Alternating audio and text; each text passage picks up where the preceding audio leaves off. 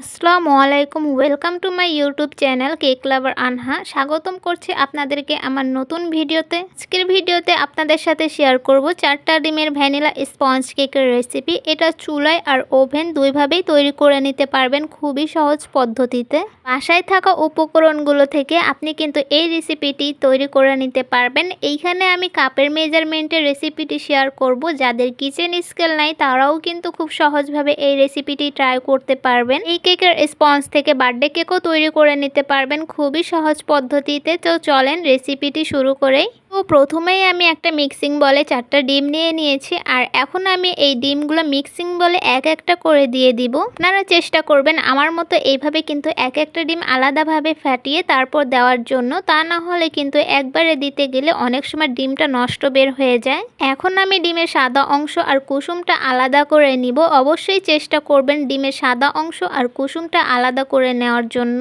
এখানে আমি ডিমের কুসুমটা হাত থেকেই বের করে নিয়েছি। অবশ্যই আমার হাতটা কিন্তু ক্লিন ছিল।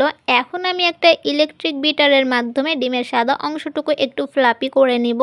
ডিমের সাদা অংশ কিছুক্ষণ বিট করে নেওয়ার পর ফোমি হয়ে গেলে এইখানে আমি চিনি অ্যাড করে দিব। এখানে আমি আস্ত দানার চিনিটাই ব্যবহার করছি। চিনিটা আমি 2 ধাপে দিয়ে দিব, তাই এইখানে আমি কিন্তু 1/4 কাপে 2বার দিয়ে নিয়েছি। 1/4 কাপে 2বার দিলে কিন্তু হাফ কাপ চিনি হবে, আর মোট 4টা ডিমের জন্য এইখানে আমি কিন্তু মোট 1 কাপ চিনি ব্যবহার করব।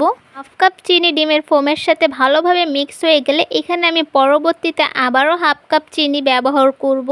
ঠিক চিনিটা গলে যাওয়া পর্যন্তই বিট করতে হবে, ওভার বিট কিন্তু করা যাবে না। তো এর পরবর্তীতে আমি এখানে দিয়ে দিচ্ছি 4টা ডিমের কুসুম, দিয়েছি 1 টেবিল চামচ ভ্যানিলা এসেন্স, আর দিয়েছি 2 টেবিল চামচ তেল।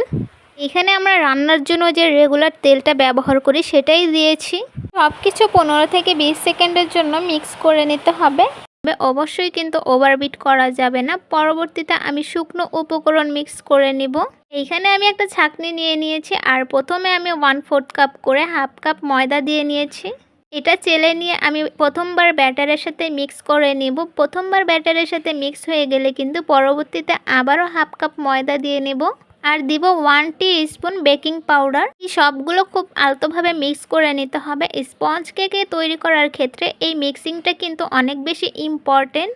খুবই আলতোভাবে স্প্যাচুলার মাধ্যমে কিন্তু ডিমের ফোমের সাথে এই শুকনো উপকরণটা মিক্স করে নিতে হবে। ব্যাটারটা মিক্সড করে আমি একটা সাইডে রেখে দিয়েছি। এখন আমি একটা নিয়ে নিয়েছি মোল্ড, স্কোয়ার শেপের 9 ইঞ্চি মোল্ড নিয়েছি। এখানে মোল্ডে অয়েল ব্রাশ করা হয়ে গেলে এখানে আমি বেকিং পেপার দিয়ে নিয়েছি। এরপর আমি দিয়ে দিয়েছি যে ব্যাটারটা তৈরি করে রেখেছিলাম সেটা।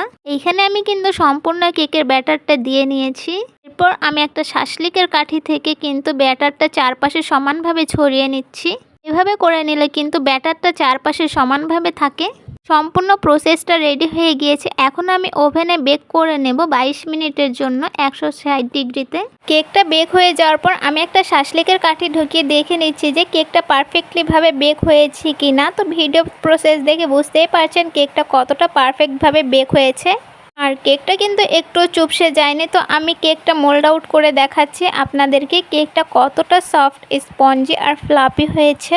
আজকের এই রেসিপিটা দেখে যারা কখনো কেক বানায়নি তারাও কিন্তু খুব সহজভাবে কেক তৈরি করে নিতে পারবেন। আর এই কেকটা চুলায় বেক করার জন্য অবশ্যই চুলাটা আগে প্রিহিট করে নিতে হবে, আর তারপর 20 থেকে 22 মিনিটের জন্য বেক করে নিলেই একদম পারফেক্টলিভাবে বেক হয়ে যাবে।